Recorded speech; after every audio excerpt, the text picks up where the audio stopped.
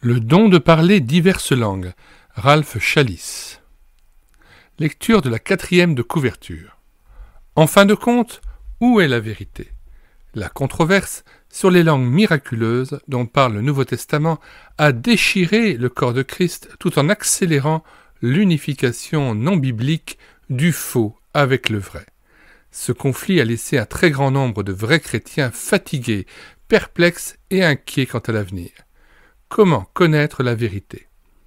Le seul remède consiste à revenir à la source, à redécouvrir la pensée exacte de Dieu telle qu'il la révèle dans sa parole. Le livre de Ralph Challis présente une analyse consciencieuse et fouillée de la totalité des textes bibliques sur le « parler en langue » entre guillemets. L'auteur désire exprimer son amour pour tout le peuple de Dieu, mais il sait que l'amour de Dieu passe avant même l'amour du prochain. Nous souhaitons que chaque chrétien s'efforce d'examiner à fond cette question dans les Écritures. Ce livre est destiné à aider ceux qui cherchent la vérité de Dieu d'un cœur honnête et entier, les éditeurs. Le don de parler diverses langues est une analyse détaillée des textes bibliques suivie de quelques réflexions, et en exergue à cet ouvrage, Ralph Challis cite le passage de 1 Corinthiens chapitre 14, verset 8, « Et si la trompette rend un son confus, qui se préparera au combat ?» Préface. Pourquoi un livre sur le don des langues? Depuis longtemps, l'Église de Christ est divisée et confuse sur cette question.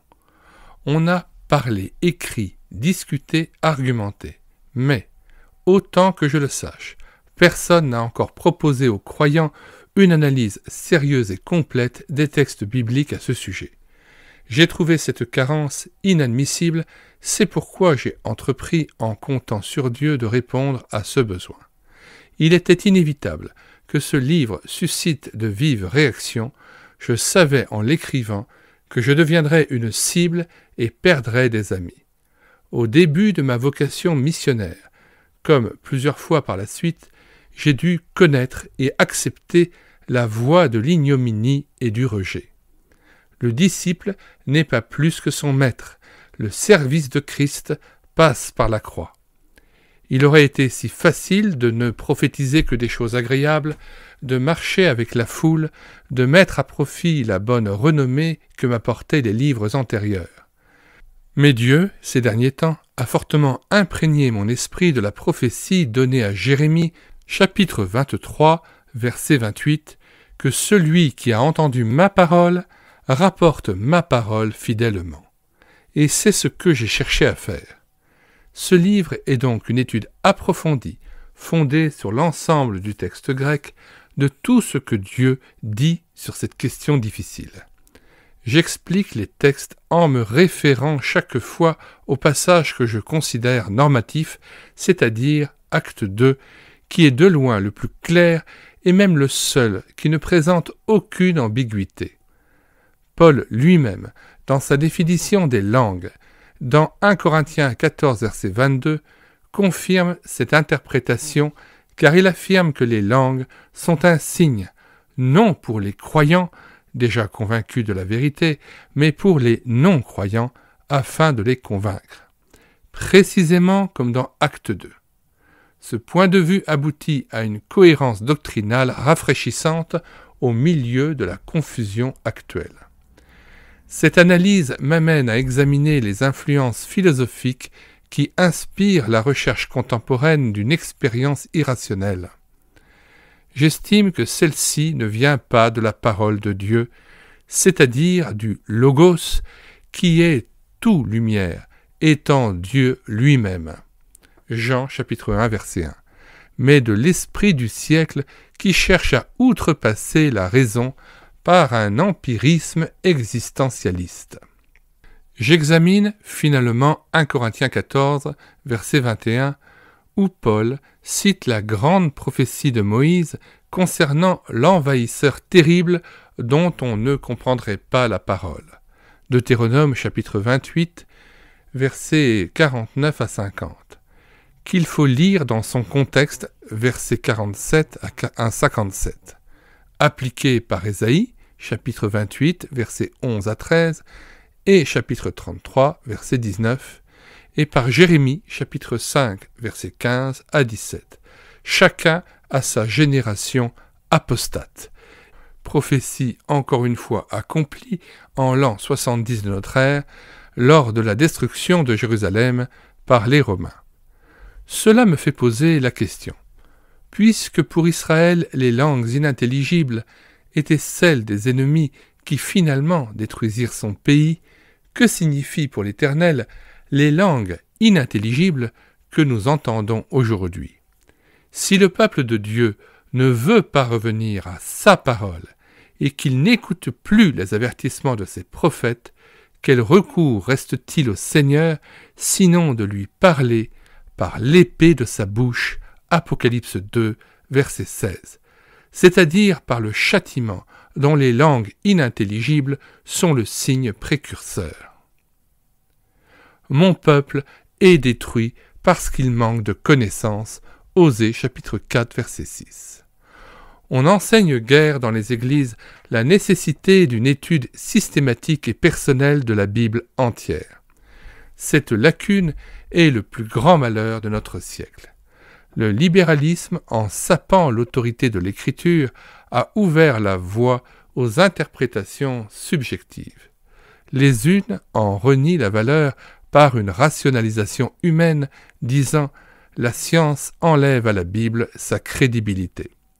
Les autres par un empirisme existentialiste disant « l'esprit me parle, donc l'écriture passe au second plan ». Est-ce étonnant si un christianisme aussi indécis cherche finalement à se sécuriser sous l'égide du consensus ecclésiastique de la grande Église de l'Apocalypse? Les ennemis de l'Évangile ne craignent pas nos expériences inintelligibles, mais ils ont tellement peur de la logique inexorable de la Bible qu'ils la haïssent et la suppriment partout où ils en ont le pouvoir. La Bible est de la dynamite spirituelle, entre guillemets, c'est pourquoi elle est à présent interdite dans les 2/3 du monde, comme elle l'a été pendant des siècles, même ici en Occident, et comme elle l'y sera à nouveau un jour. La Bible est notre plus grand trésor. Elle est notre salut, car elle est la vérité. Nous la négligeons à notre péril. Je ne voudrais pas que ce livre soit considéré comme une attaque contre mes frères en Christ. Au contraire, je désire les aimer même s'ils ne sont pas d'accord avec mon exposé. Seulement, je ne crois pas que l'amour doive se taire face au danger, et j'estime que nous sommes en danger. Le danger effrayant d'une insuffisance en ce qui concerne la parole de Dieu. Le plus grand service que nous puissions nous rendre les uns aux autres consiste à confronter chacun son frère à cette parole. C'est ensuite à chacun et au peuple de Dieu tout entier d'examiner l'Écriture par lui-même. L'Esprit de Dieu veut bien nous conduire dans toute la vérité, c'est-à-dire dans toute la parole de Dieu. Il a inspiré les Écritures précisément pour notre enseignement. Quelle folie que de les négliger! Celui qui se donne la peine de les sonder d'un bout à l'autre en profondeur trouve que sa foi est enracinée en Dieu lui-même au lieu d'être suspendue à un homme ou à la merci de tout vent de doctrine. Ce n'est qu'après 50 ans d'étude de la Bible que j'ai enfin ouvert la bouche sur la question traitée dans ce livre. Je demande à mes frères d'écouter de même longuement et honnêtement celui qui va nous juger tous.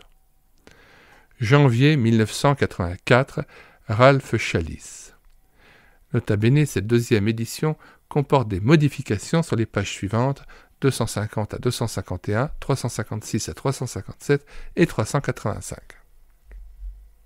Nous mettons dans les commentaires de cette vidéo le lien d'accès à la page de téléchargement de cet ouvrage sur médiathèquechrétienne.fr, site internet entièrement consacré à la réédition virtuelle des ouvrages épuisés et non réédités de la littérature chrétienne.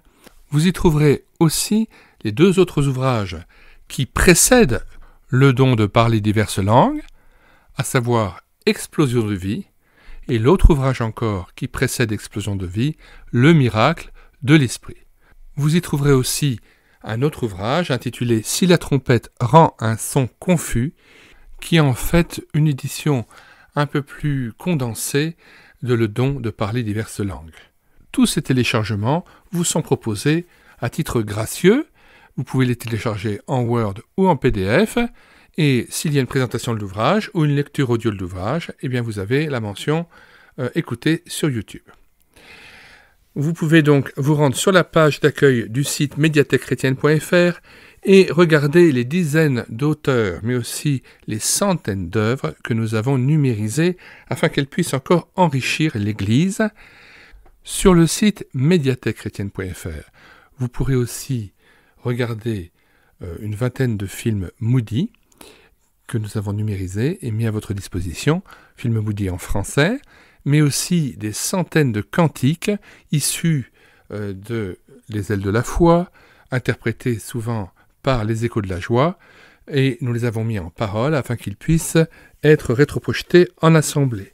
Nous avons aussi mis en parole de très nombreux chants de la mission Timothée, mais aussi des productions de diffusion Bible avec la playlist Le Laboureur et Jésus a mis mon âme. Et nous avons aussi pris en charge et entièrement mis en parole et sauvegardé le patrimoine de Françoise et Daniel Dossmann. Tout leur chant, leur production des années 70 et 80 a été ainsi numérisé et mise à votre disposition. Enfin, avant de nous quitter, nous vous conseillons les différents ouvrages de Fernand Legrand sur le parler en langue, et notamment Tout savoir sur le parler en langue que vous pouvez aussi télécharger gratuitement sur médiathèquechrétienne.fr, mais aussi Je parle en langue plus que vous tous de Randall. Mais en fait, Randall, c'est le pseudonyme de Fernand Legrand. Nous vous conseillons aussi d'écouter sur cette chaîne YouTube Elle écoutait sa parole, l'intégralité de l'ouvrage de Hugues-Édouard Alexander, Pentecôtisme ou christianisme, qui est une dénonciation des excès qui ont pu avoir lieu au sein de ce mouvement de la chrétienté, et notamment il y a là une dénonciation du dévoiement du parler en langue. Nous vous conseillons aussi l'achat et la commande de l'ouvrage Analyse du parler en langue de Fernand Legrand, avec sa dernière édition parue en 1922, et qui est en fait une réédition beaucoup plus approfondie, beaucoup plus retravaillée encore, et beaucoup plus fouillée de ce problème qui se pose à la chrétienté actuellement. Vous pouvez commander cet ouvrage à asso.lamandier, @fruits.fr, ou écrire à Association Lamandier, Amandier, AMANDIER, 15 Grand Rue, F-68720, Zilsheim, ZILISHEIM. Enfin, nous vous recommandons l'ouvrage que nous avons numérisé sur médiathèquechrétienne.fr, que vous pouvez télécharger gratuitement, de Pierre Audon, La nouvelle naissance, le baptême de l'esprit, les dons spirituels, une mise au point. Voici donc, nous avons pu vous faire une large présentation, non seulement de cet ouvrage, mais aussi des autres ouvrages parus sur le parler en langue. Vous avez là ainsi de quoi vous faire une opinion objective, exhaustive, sur ce phénomène qui met en danger l'intégrité spirituelle de l'Église contemporaine et qui fait finalement aussi que l'Église actuelle, hélas, glisse vers une forme d'apostasie ou même de christianisme dévoyé. Nous vous disons au revoir et à bientôt. 3. Le propos et les limitations de cet ouvrage. Le propos de ce livre se limite à la doctrine biblique complète du don des langues, entre guillemets, accompagné d'un examen des dons d'interprétation et de discernement des esprits. C'est un sujet déjà assez vaste. Mon désir consiste essentiellement à amener tous les hommes à aimer et à connaître Dieu et sa parole en profondeur. Or, mon but est justement de présenter un exposé objectif du sujet en analysant à fond les textes bibliques eux-mêmes. J'ai voulu écouter Dieu, en premier lieu, le laisser parler, lui. j'ai cherché également à comprendre le sens exact de ces paroles. Je me suis donné beaucoup de peine pour les étudier sans rien omettre de ce qui semblait pertinent. L'important, en fin de compte, ce n'est pas ce que je dis ou ce que je pense, mais ce que Dieu lui-même dit. Je ne prétends pas résoudre toutes les difficultés soulevées par la controverse sur le don des langues. Dieu semble avoir laissé en suspens la réponse à quelques-unes de nos questions. Le fait que même des chrétiens très engagés soient partagés dans leur interprétation de certains textes et que de vrais hommes de Dieu soient des deux côtés entre guillemets de la controverse nous amène à aborder ces points avec humilité et respect. Le monde chrétien est encore traumatisé par ce conflit. Les aigreurs et les malentendus provoqués par cette tragique situation empêchent les uns et les autres de voir les faits objectivement. Nous sommes peut-être encore trop près de la mêlée pour en saisir toute la portée. D'ici une génération ou deux, si le Seigneur tardait à venir, nous pourrions sans doute, avec le recul des années, distinguer les valeurs réelles qui nous échappent encore. Pourtant, le temps presse. Il est tout à fait possible que nous soyons la génération qui devra affronter le système de l'Antichrist, même si nous ne sommes plus là pour être les témoins du dénouement final. Plus que jamais, nous avons besoin de voir clair, de savoir choisir sans hésitation le chemin à prendre. Nous devons apprendre à reconnaître les signes des temps pour savoir réagir face aux événements auxquels nous sommes confrontés, ne serait-ce que pour donner une orientation spirituelle à nos enfants. Nous avons également besoin de revoir ensemble, avec amour, mais avec intégrité, cette question qui tourmente et divise les chrétiens de notre génération. Ignorance de la Bible signifie ignorance de l'esprit. Parce que la parole de Dieu est si peu comprise, il est inévitable que son auteur, l'Esprit de Dieu, le soit lui aussi. Ignorance de la parole est accompagnée d'une ignorance de l'esprit. À première vue, cela paraît étonnant, car les chrétiens n'ont jamais autant parlé du Saint-Esprit que ces dernières années. Il est pourtant vrai que les églises en général souffrent d'une profonde ignorance de celui par qui elles existent, ainsi que des moyens qu'ils emploient pour se manifester par elles au monde. Pourquoi y a-t-il tant de chrétiens découragés, frustrés, aigris, alors qu'ils ont un Père céleste qui possède toutes les ressources de l'univers? Le troupeau de Dieu est affamé, il lui manque le pain de vie. Les chrétiens cherchent une réponse à leurs besoins spirituels, mais trop souvent on ne leur donne que de la paille et du vent. La plus grande catastrophe de notre génération réside dans son ignorance de la parole de Dieu. On enseigne très peu dans les églises la nécessité d'une étude personnelle et quotidienne de la Bible dans sa totalité. Or, nous ne pouvons connaître Dieu que par Jésus-Christ. Nous ne pouvons connaître Jésus-Christ que par le Saint-Esprit, et celui-ci ne le révèle que par les Écritures qu'il a inspirées dans ce but précis. Notre foi ne peut venir que de la parole de Dieu. Romains 10, verset 17, que nous lisons. Retour au texte. Tant que notre compréhension des Écritures demeure insuffisante, l'ennemi peut conditionner notre pensée et l'orienter vers un objectif qui n'est pas celui de Dieu. Or, il est possible que des bergers spirituels se trompent. À combien plus forte raison le troupeau qu'ils conduisent risque-t-il de s'égarer? Le monde chrétien a plus que jamais besoin d'un véritable renouveau spirituel. Mais si celui-ci n'est pas accompagné et même inspiré par un approfondissement des connaissances bibliques, il ne peut aboutir à rien de durable. C'est pourquoi, dans ce livre, j'ai voulu mettre l'accent sur l'autorité de la parole de Dieu. L'Esprit de Dieu et la parole de Dieu ne peuvent être dissociés. L'unique point de référence, la parole de Dieu. En fin de compte, Ce sont les Écritures saintes qui doivent elles-mêmes fournir la réponse aux questions qu'elles-mêmes soulèvent.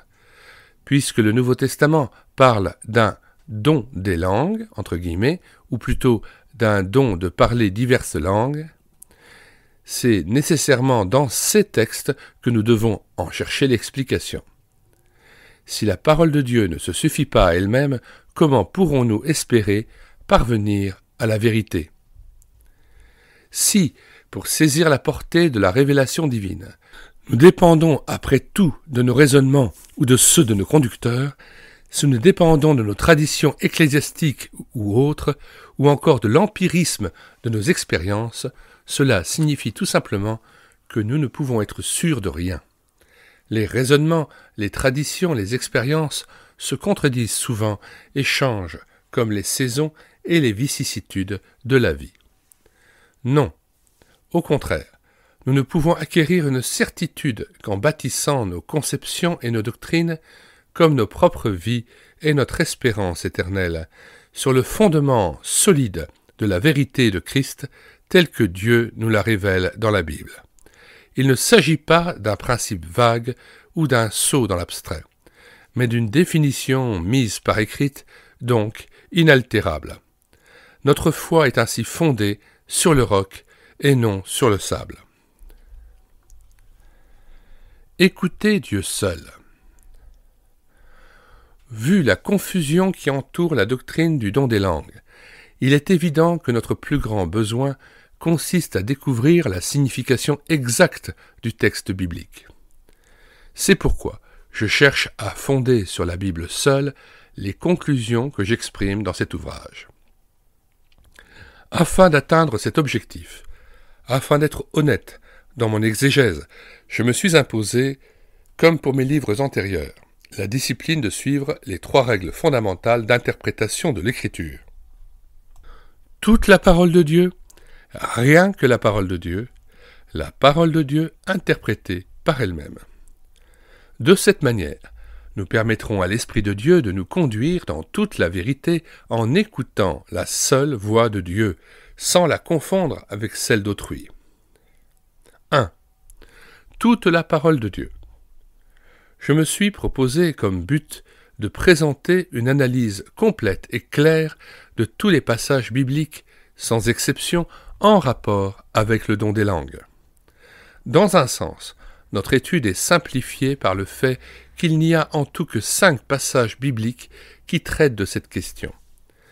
J'ai donc étudié minutieusement les textes originaux de ces 5 passages en langue grecque, en les comparant les uns aux autres et en les situant dans leur vrai contexte, afin d'éviter toute fausse conclusion et de déterminer avec précision le sens que Dieu lui-même attribue à ce don. Que Dieu nous garde de retrancher quoi que ce soit de sa parole. Apocalypse 22, verset 19, que nous lisons. À partir du verset 18. Je le déclare à quiconque entend les paroles de la prophétie de ce livre. Si quelqu'un y ajoute quelque chose, Dieu le frappera des fléaux décrits dans ce livre. Et si quelqu'un retranche quelque chose des paroles du livre de cette prophétie, Dieu retranchera sa part de l'arbre de la vie et de la ville sainte décrit dans ce livre. Verset 20. Celui qui atteste ces choses dit « Oui, je viens bientôt. Amen. Viens, Seigneur Jésus. Que la grâce du Seigneur Jésus soit avec tous. » En fait, nous voyons que ces paroles d'avertissement sont données à la fin même de la parole de Dieu, de la Bible, et à la fin de l'Apocalypse. Retour au texte. Deuxièmement, rien que la parole de Dieu. Nous devons aborder ces textes avec un esprit vraiment ouvert, en faisant abstraction de nos préjugés et de nos présuppositions, ainsi que des doctrines et des conceptions que nous avons apprises des hommes, même des plus éminents. Au lieu d'écouter des oui-dire contradictoires, nous écouterons l'auteur des textes, le Saint-Esprit qui les a inspirés. Cette règle, qui paraît si simple, est en fait très difficile à appliquer. Nous sommes tous conditionnés, entre guillemets, par notre environnement spirituel et par notre arrière-plan ecclésiastique ou philosophique. c'est avec beaucoup de peine que nous parvenons à faire la distinction, si nécessaire, entre la parole de Dieu elle-même et les interprétations humaines de cette parole auxquelles nous sommes habitués. Cette proposition ne signifie pas que j'ai négligé toute autre lecture ou que je me sois tenu à l'écart des divers mouvements spirituels de l'Église. Au contraire, je me suis renseigné le mieux possible par une lecture considérable et un échange d'idées auprès de mes frères en Christ de toute tendance. Pourtant, quand il s'agit de définir une vérité biblique, j'insiste sur la nécessité d'aller chaque fois à la source, à l'Écriture sainte. Je refuse de confondre le logos divin avec autre chose. La parole de Dieu est la source de toute vérité. La voix de Dieu doit avoir la priorité sur celle des hommes. La source est plus pure que les temps. Que Dieu nous garde d'ajouter quoi que ce soit à sa parole. Apocalypse 22, verset 19. Troisièmement, la parole de Dieu interprétée par elle-même. Quant à l'interprétation de ces textes, je me suis référé avant tout à l'Écriture même. J'estime que le Dieu qui nous a donné un cerveau et une langue est lui-même tout à fait capable de s'expliquer correctement à sa créature.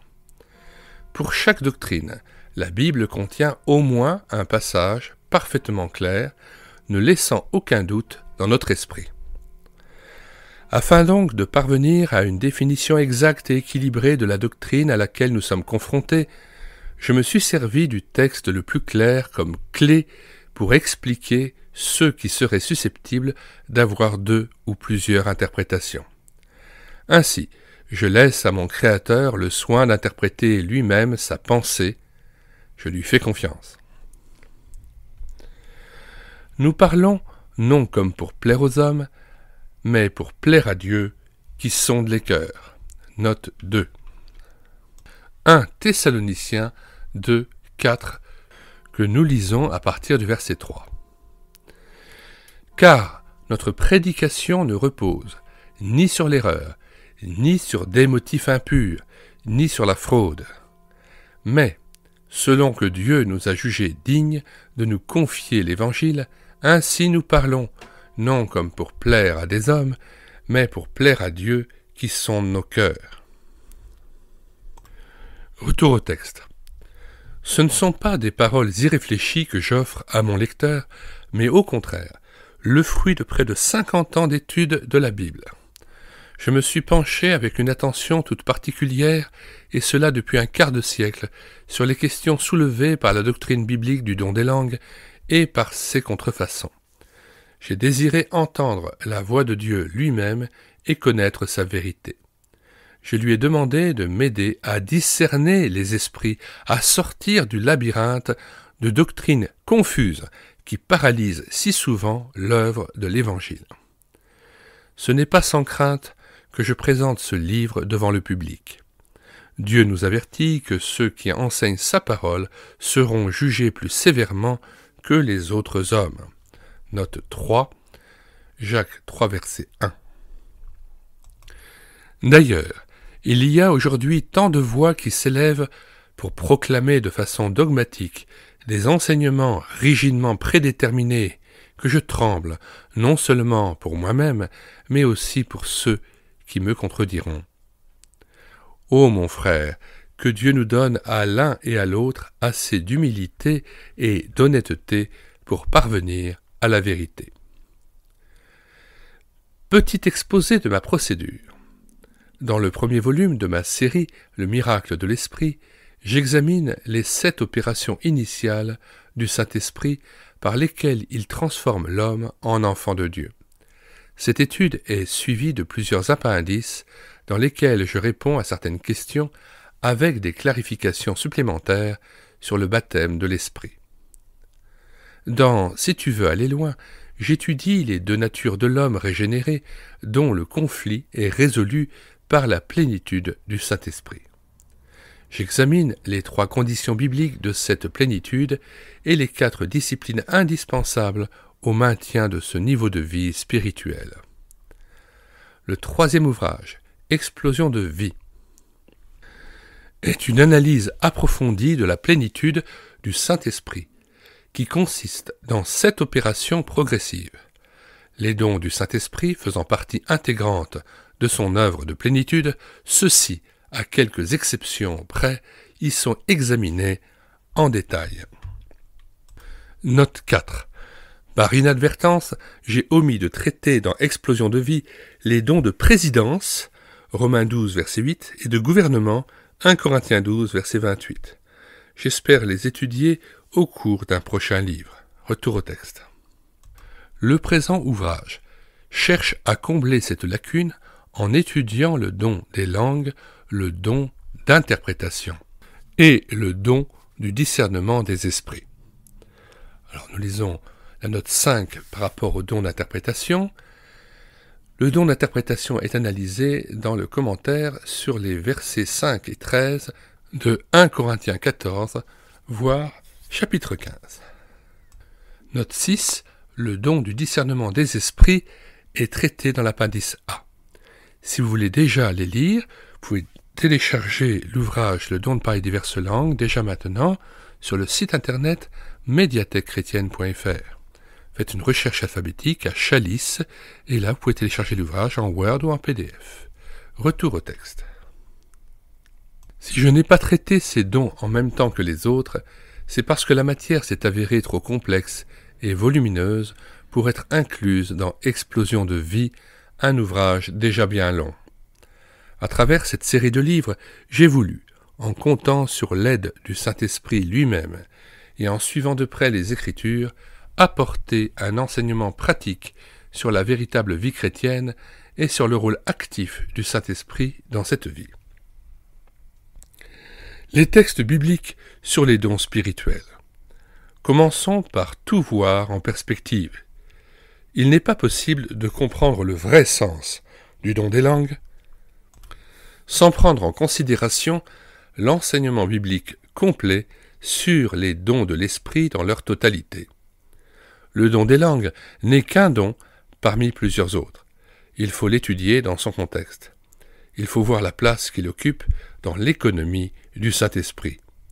Pour apprécier la valeur d'une note de musique, il est nécessaire de l'entendre par rapport à la gamme entière.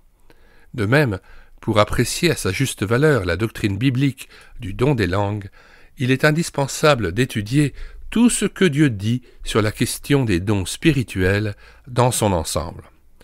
Nous ne pouvons cependant pas faire cela dans le cadre de ce livre, et je n'en vois même pas la nécessité, puisque je l'ai déjà fait de façon détaillée dans Explosion de vie. Note 1. Explosion de vie. Chapitre 7. Appendice. Un résumé succinct de ce thème se trouve également dans Si tu veux aller loin, pages 38-39 et 132-137. Donc, Explosion de vie est à vendre actuellement, il a été réédité chez Excelsis, et Si tu veux aller loin est toujours disponible chez Farel et dans d'autres maisons d'édition. Vous pouvez aussi l'acheter à la Maison de la Bible ou chez Excelsis. Retour au texte. Mon lecteur aurait tout intérêt à s'y référer. Note 2. Pour celui qui ne peut le faire, je donne plus loin dans le présent ouvrage quelques notions de la conception biblique des dons, voire chapitre 7, retour au texte. Avant de lire le présent ouvrage, je conseille vivement aux lecteurs sérieux de relire les textes bibliques eux-mêmes sur les dons spirituels et de les avoir constamment sous la main et sous les yeux, de manière à se référer chaque fois à la source de toute vérité. En voici les références. Romains 12, versets 3 à 8, 1 Corinthiens chapitre 12 à 14 en entier, Éphésiens 4, versets 1 à 16, et 1 Pierre 4, versets 10 à 11. Tous ces passages, je le répète, sont analysés en profondeur dans Explosion de vie. Les textes bibliques sur le don des langues. Je rappelle qu'il n'y a dans toute la Bible que 5 passages où le « parler en langue » entre guillemets est nommé, dont 3 extrêmement brefs. Cela contraste étrangement avec, par exemple, les doctrines de la prière, de la foi, de l'avènement de Christ et tant d'autres pour lesquels les Écritures fournissent une abondance de textes. Le fait que notre matière biblique soit si limitée semblerait d'abord en simplifier l'étude, d'autant plus que la plus grande partie de l'enseignement biblique sur ce sujet est concentrée dans 2 passages principaux. Notre tâche est cependant fort difficile et délicate à cause de la controverse très aiguë qui l'entoure. Voici les textes en question avec, en plus, le nombre exact de mentions du mot « langue » qui y sont faites. L'unique texte du Seigneur Jésus, Marc 16, versets 15 à 18, une seule mention. Les 3 textes de Luc, Acte 2, versets 4 à 11, 4 mentions avec 2 mots différents. Acte 10, versets 44 à 48, une seule mention. Acte 19, versets 1 à 7, une seule mention. Note 1. Bien que les 4 passages ci-dessus soient déjà traités en partie dans le miracle de l'Esprit, note 1. Le miracle de l'Esprit, appendice 2, étude 1, texte 5, 9, 10 et appendice 3. Retour au texte et relecture de la phrase. Bien que les 4 passages ci-dessus soient déjà traités en partie dans le miracle de l'Esprit, nous allons les reprendre et les traiter de façon plus détaillée. Note 2. Remarquons que ni acte 1, ni acte 8, ni acte 9, bien que souvent cités, d'ailleurs sans justification, comme passages doctrinaux relatifs à ce sujet, ne font allusion au « parler en langue » entre guillemets. Je ne les ai donc pas inclus dans notre étude. Je les ai en fait commentés antérieurement dans le miracle de l'Esprit. Note 2, appendice 2, étude 1, texte 3, 4, 5, 8 et appendice 3. Retour au texte. Vu l'importance que certains chrétiens attachent à ces textes des actes, j'ai tout de même incorporé une partie de cette matière dans le présent livre. Pour les autres aspects, je réfère mon lecteur à mon ouvrage antérieur. L'unique texte de Paul, 1 Corinthiens chapitre 12 à 14, qui constitue un seul passage. Chapitre 12, versets 8, 28 et 30, 3 mentions. Chapitre 13, versets 1 et 8, 2 mentions. Chapitre 14, versets 1 à 33, versets 39 à 40, 15 mentions, plus 4 mentions du mot « voix », qui est traduit dans certaines versions par le mot « langue ». Note. Ces passages de Paul, ne se référant pas à l'œuvre initiale de l'Esprit, n'ont pas retenu notre attention dans le miracle de l'Esprit. Je les examine ici pour la première fois et en profondeur. Quatrièmement, remarque sur le vocabulaire. 1. Quelques termes à définir.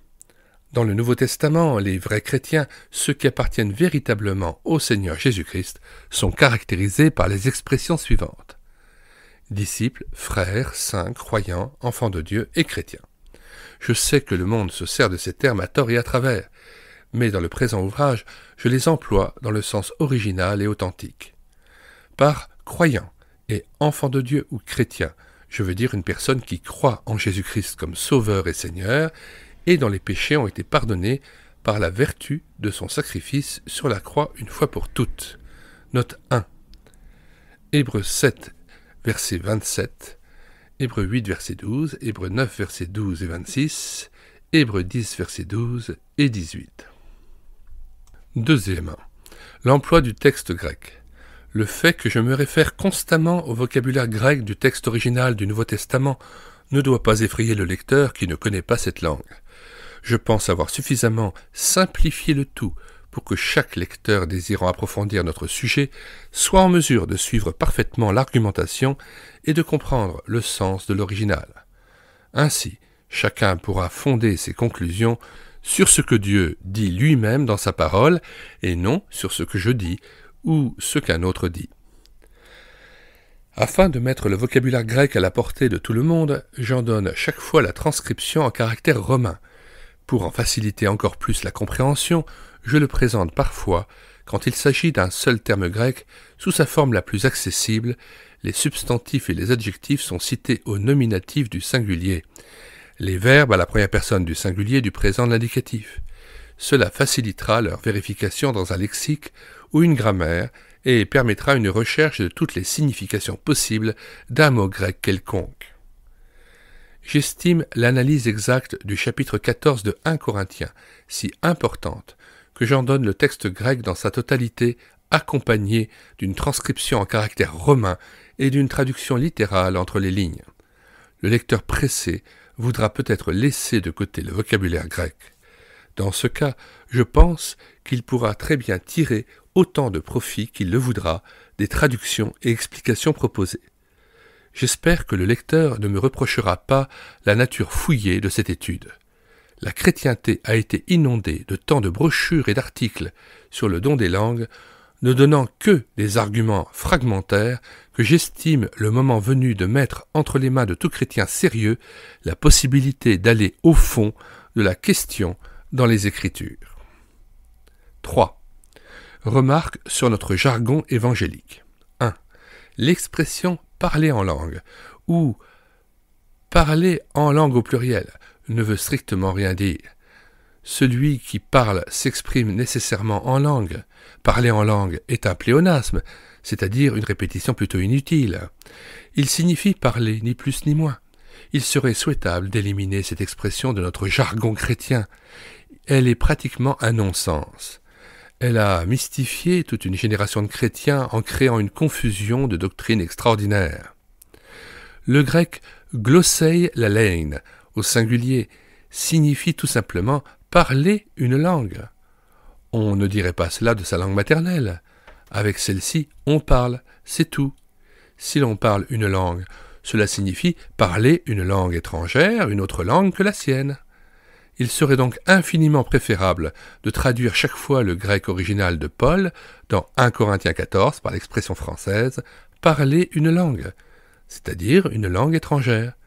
Cela nous permettrait de laisser dans l'oubli la tournure curieuse « parler en langue ». Parler en langue, au pluriel, ne vaut pas mieux. On ne peut pas parler de langue à la fois.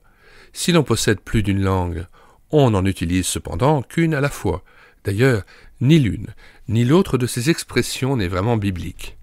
Parler en langue est une mauvaise traduction de l'expression grecque « glossais lalein » qui signifie simplement parler deux ou plusieurs langues. Cette notion correspond à celle de Paul dans 1 Corinthiens 12, versets 10 et 28, où il énumère certains dons spirituels. Il nomme le don de parler diverses langues, ou mot à mot, le don de diverses langues. C'est exactement le vocabulaire que nous utiliserions à l'heure actuelle pour décrire les capacités d'une personne bilingue ou polyglotte. Nous employons sans complexe le mot polyglotte qui dérive des deux mots grecs, plusieurs et langue. Pourquoi entourer ainsi d'une telle auréole de mystère les expressions grecques de Paul « parler une langue » ou « parler plusieurs ou diverses langues » ? Pour les anglo-saxons et les allemands, la confusion devient d'autant plus grande qu'il existe en anglais et en allemand deux mots signifiant langue. La glossolalie moderne est née en Amérique et en Angleterre à une époque où tous les chrétiens se servaient encore de la vétuste traduction de la Bible datant de l'an 1611. Cette version emploie le terme archaïque « tongue » à la place du mot courant et normal « language ». Cet usage a entouré inévitablement la notion du don des langues d'une sorte de mystique ou de spiritualité entre guillemets particulière. To speak a language signifie en anglais tout simplement parler une langue réelle, alors que to speak in a tongue ou to speak in tongues au pluriel semble faire allusion à quelque chose d'indéfinissable. On donne à cette dernière expression le sens que l'on veut. Cependant, dans la langue originale grecque, il ne s'agit que d'un seul mot glossa qui signifie langue tout court. On devrait chaque fois traduire cette expression en anglais « to speak a language » et en français « parler une langue ». En traversant l'Atlantique et la Manche, la glossolalie a investi inévitablement le mot français « langue », qui de lui-même est parfaitement clair de ce même élément de mystère que lui donnait le vieil anglais « tongue ». La force de la tradition est extraordinairement persistante. Pourquoi ne pas revenir à la simplicité et à la clarté du texte original du Nouveau Testament ? Le vrai mystère biblique ne consiste pas dans la nature incompréhensible de la langue, mais dans le fait que la personne qui parle s'exprime par la sagesse et la puissance surnaturelle de Dieu. Le fonctionnement est miraculeux, mais la langue est une langue humaine réelle que certains groupes linguistiques reconnaissent comme étant la langue maternelle. 2. Depuis quelques années, le mot glossolalie fait partie du vocabulaire chrétien. Ce terme est composé de deux mots grecs, glossa, la langue, et lalia, le parler, ou bien le bavardage, ou bien le dialecte. Il est utilisé très couramment comme synonyme de l'expression parler en langue ou langue au pluriel. Le grec glossolalia ne se trouve pas dans le lexique. C'est un mot moderne, hybride et inventé. Il signifie parler avec la langue ou parler une langue. Il est évident que ce mot est, lui aussi, un pléonasme. Quand on parle, on utilise inévitablement la langue. En fait, le mot glossolalie n'apporte aucune nouvelle lumière à la conception biblique du don des langues. Il accentue plutôt la confusion des idées. Puisque l'usage contemporain donne presque toujours à ce mot le sens d'une expression plutôt inintelligible, je trouve utile dans ce livre de l'employer pour décrire ce phénomène distinctif que je ne confonds pas avec le don des langues bibliques tel que nous le présente, par exemple, Actes chapitre 2. Prière. Ô Père céleste, daigne éclairer les textes que ton Esprit Saint a inspirés en nous accordant une intelligence divine et un cœur honnête pour en comprendre le sens véritable. Donne-nous en plus le désir et le pouvoir d'obéir intégralement à la révélation de ta volonté. Enseigne-nous par ta propre parole la vérité sur le thème auquel nous sommes confrontés. Pour l'amour de ton cher Fils, Jésus le Christ et le Seigneur. Je confie cette étude entre les mains du Dieu Tout-Puissant, le Père de notre Seigneur Jésus-Christ, pour qu'il s'en serve comme il le voudra. Fin de la lecture du prologue. Dans les commentaires de cette vidéo, je le rappelle, nous mettons le lien de téléchargement gratuit de l'ouvrage de Ralph Chalice, Le don de parler diverses langues.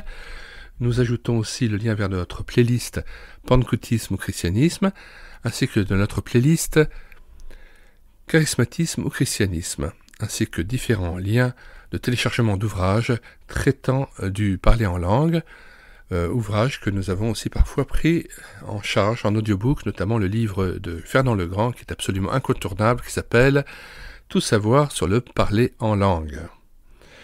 Autre ouvrage fondamental, celui de Georges Birch, ami personnel de Ralph Chalice, qui a écrit à la fin de sa vie l'ouvrage « Le ministère de délivrance », ouvrage que j'ai fait venir des États-Unis, que j'ai traduit, que j'ai pris en charge en audiobook et que j'ai mis dans médiathèquechrétienne.fr en téléchargement gratuit. Il est disponible en anglais et en français puisque j'en ai assuré la traduction intégrale. Dans le chapitre 8, vous avez le test ou la mise à l'épreuve du parler en langue qui nous est rapporté, Georges Birch ayant eu un ministère riche à ce sujet, ayant été amené des centaines de fois à tester, éprouver l'esprit de parler en langue pour savoir si, chez la personne qui était venue lui demander l'origine de son don, s'il s'agissait d'un don spirituel du Saint-Esprit ou si cet esprit derrière lequel il parlait en langue refusait de confesser Jésus-Christ venu en chair.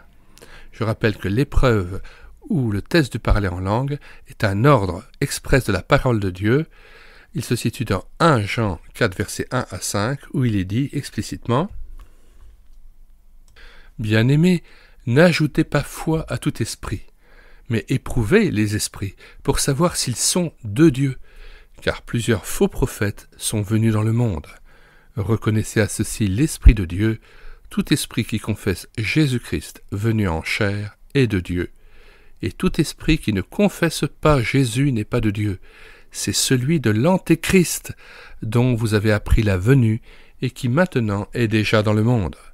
Vous Petits enfants, vous êtes de Dieu, et vous les avez vaincus, parce que celui qui est en vous est plus grand que celui qui est dans le monde. Eux, ils sont du monde, c'est pourquoi ils parlent d'après le monde, et le monde les écoute. Nous, nous sommes de Dieu. Celui qui connaît Dieu nous écoute. Celui qui n'est pas de Dieu ne nous écoute pas. C'est par là que nous connaissons l'esprit de la vérité et l'esprit de l'erreur. Nous vous invitons aussi à écouter l'audiobook du livre de Ralph Challis, Appendice B, précisément sur le texte de Georges Birch, qui témoigne de 12 cas de possession démoniaque de gens qui ont, soi-disant, le don de parler en langue. Cet appendice B se trouve à la page 356 du livre de Ralph Challis, Le don de parler diverses langues.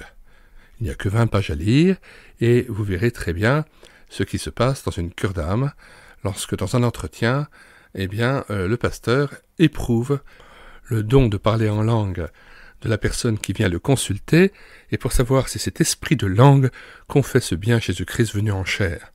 Dans aucun des cas mentionnés en question, l'esprit accepte de reconnaître Jésus-Christ venu en chair, mais au contraire, il s'y oppose. Il refuse de confesser la seigneurie de Jésus-Christ. À bientôt donc pour la poursuite de la lecture audio du livre de Ralph Challis.